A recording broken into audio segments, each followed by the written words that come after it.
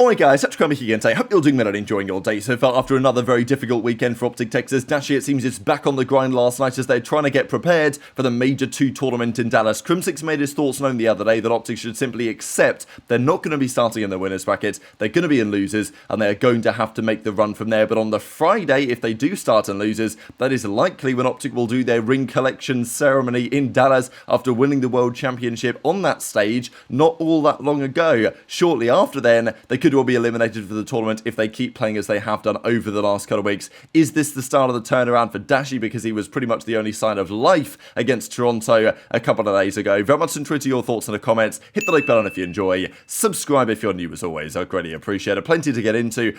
Just quickly from Kremp explaining kind of from his perspective what it was, about winning that race in IMSA. Like, it's not the absolute highest tier of IMSA championship and all this, but given where he is and certainly his driver rating, given the fact that like he's a bronze rated driver who's really only just coming into the sport over the last couple of years or so, the fact that he is like far out achieving what should be expected of his like expected level and experience, that's what's impressive about Kremp's results recently. And like, is it a massive surprise? The guy is a complete board winner and now he's completing side quests for fun. But this is the type of result that will get people talking. It will get maybe other teams talking. We know that Kremp's goal is to race in Le Mans at some point, so I just thought it was a nice comment here from Kremp after all those years of hard work, grinding when no one was watching, and they're finally starting to pay off. Nothing good in life comes easy. I've worked so hard to just get a chance at a moment like this. Never forget the weekend. Hopefully you guys have been enjoying the ride. And yeah, pretty fire video of this at the Circuit of the Americas, of course,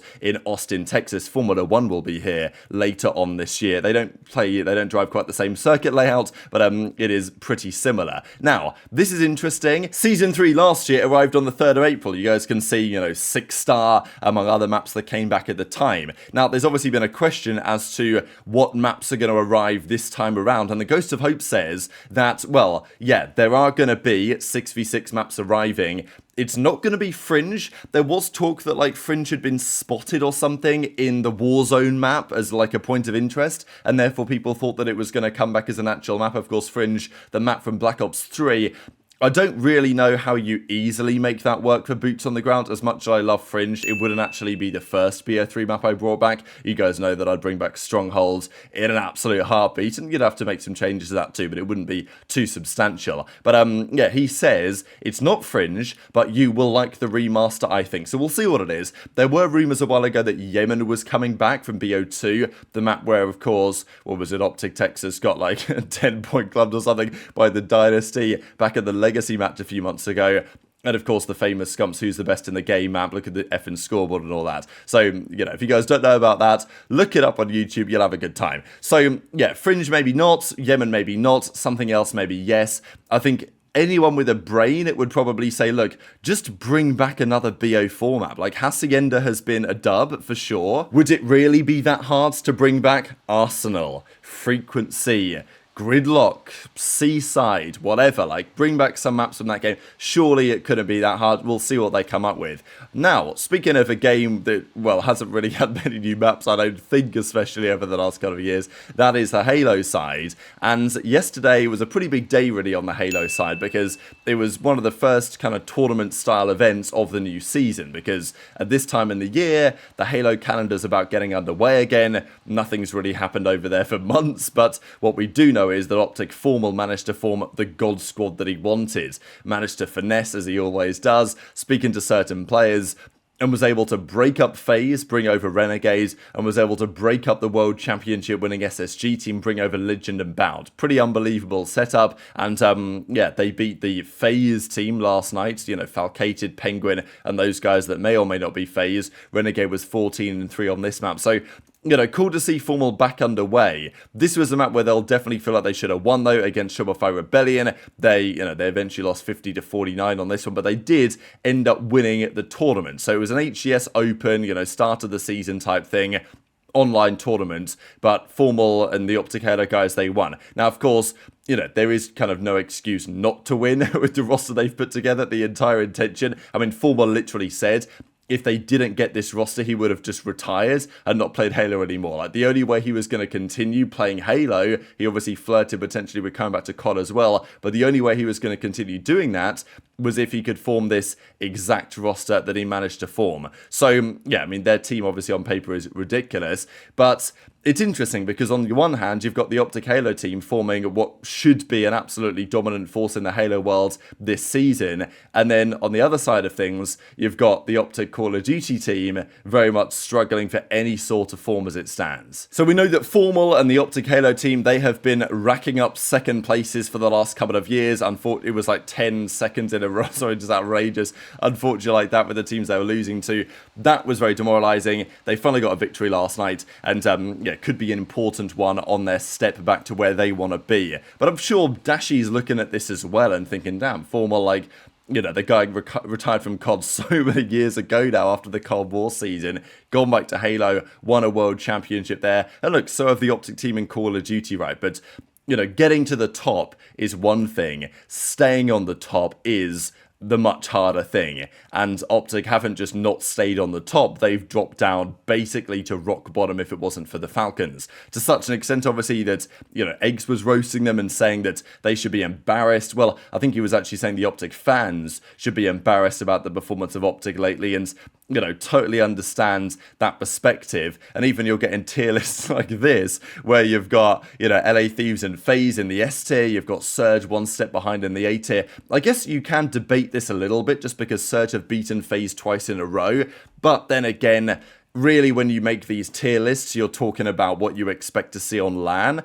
And look, I can't look past Surge in terms of their ability, but, you know, if I had to put money on whether FaZe or Surge would win a match on LAN right now, I'm still taking FaZe. So, you know, until we see otherwise from Surge and we see them all play in the same spot at the same time, I still think I have to have them one step behind those two teams, so I think this list is probably fair. Then he's got Ravens, like Bloop here has Ravens, Cloud9 and Toronto in the same tier at the B tier, which I think is probably justified as well. Toronto are a confusing team to me, to be honest, but look, I think this is probably about right. Cloud9 have made some serious strides. Ravens can still beat kind of anyone, really, if they, obviously with their Search and Destroy being so good, and if they play a team where they're at least respectable in respawn against that roster, they're going to have a hard time losing. And on LAN, I have, you know, good faith in Slasher and Tej. Cloud9 have made massive strides. Sure, they bombed out to Thieves, but they've looked very good otherwise. And Toronto, the same to Surge, but they did 3-0 OpTic. Boston, Rocker, and Heretics in the C tier. I think this is a pretty good list.